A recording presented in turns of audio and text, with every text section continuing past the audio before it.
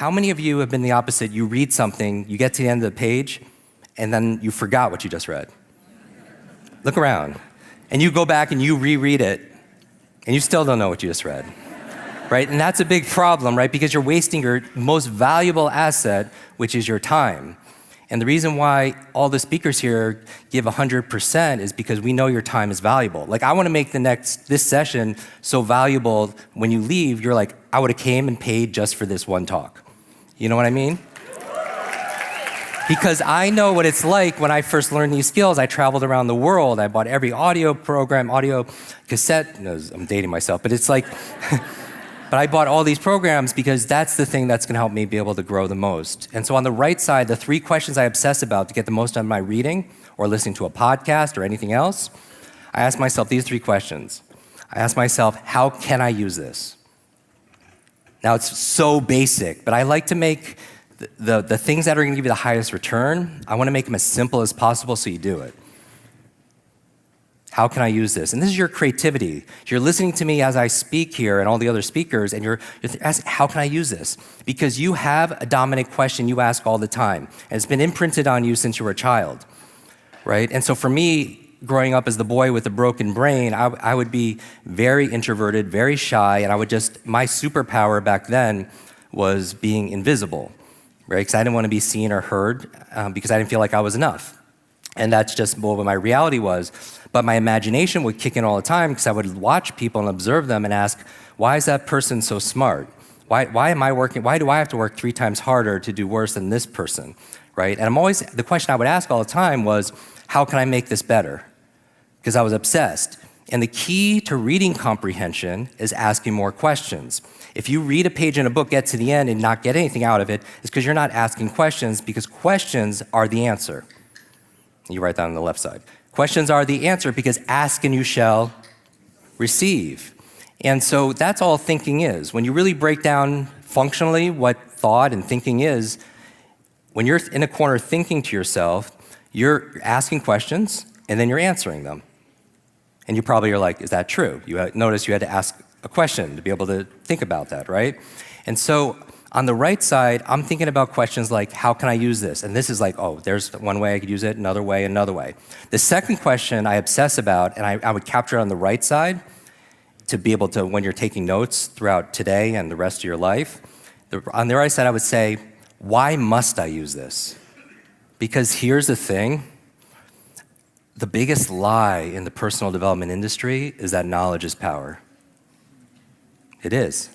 It's just you feel like you got points because you signed up for a seminar or a webinar, you bought a book and it sits on your shelf, and it becomes shelf help instead of self-help because it just sits there, right? But it doesn't become, the truth is, what people don't tell you is all the podcasts, coaching, conferences, online programs, none of it works unless you work, right? Is that fair to say?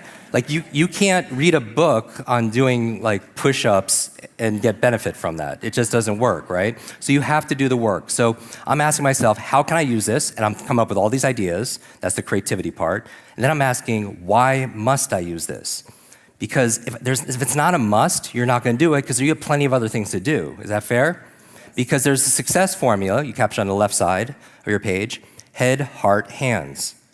You could think about things in your mind, set goals in your head and affirmations, KPIs, your objectives, but if you're not acting with your hands and you're procrastinating, raise your hand if you ever procrastinated before.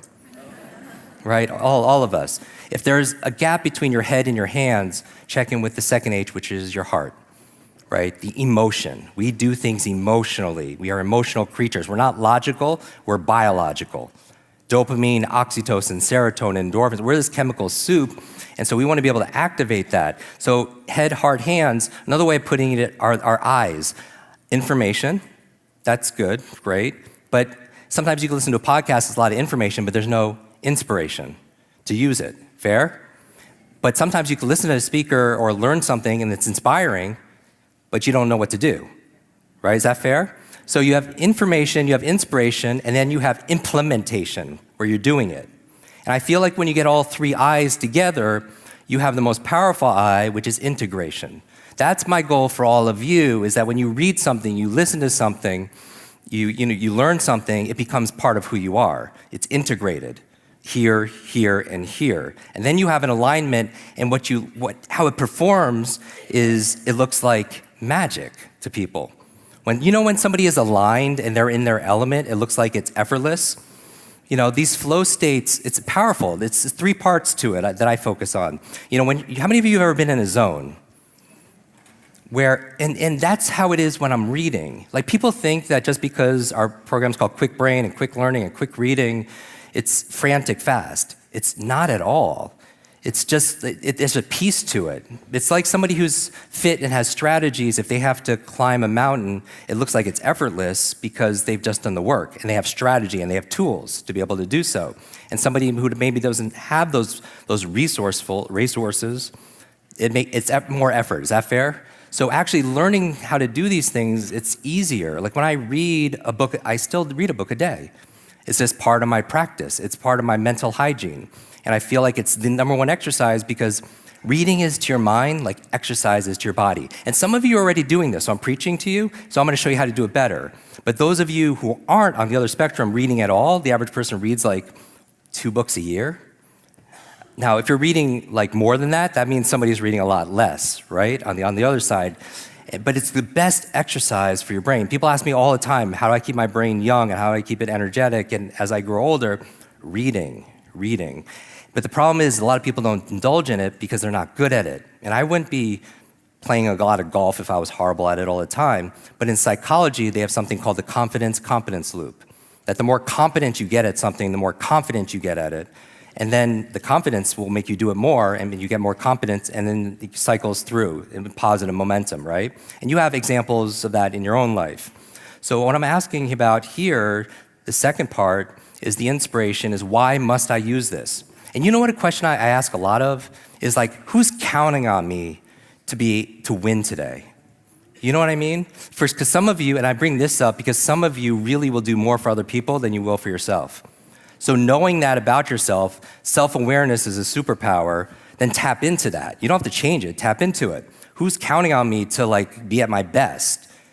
And then you're more likely to do it. And the reason I know this is because when I was driven so much, it was really my family who I wanted to make proud. Like, we all have our reasons, right? And one of my favorite books, I'm probably give you 12 of them, in this conversation, is Start With Why. It's a must-read book by Simon Sinek. And you want to start with your why because reasons reap results. Reasons reap results. And even remembering people's names, if you don't have a reason to remember their name, you don't. Like, how many of you have trouble remembering people's names? Raise your hand. See, this is the thing. You don't remember everyone's name, but you sure as heck don't forget everyone's name either, right? So there's always, genius leaves clues. You can write that down. Genius leaves clues. There's always a method behind the magic. And I bet you the names you remember are people that you have some kind of intention. You're attracted to that person. They could be good for your business, right? There's some kind of motivation that's there. So find your motivation in your reading, because if you're not motivated, you're not gonna read very well. Is that fair?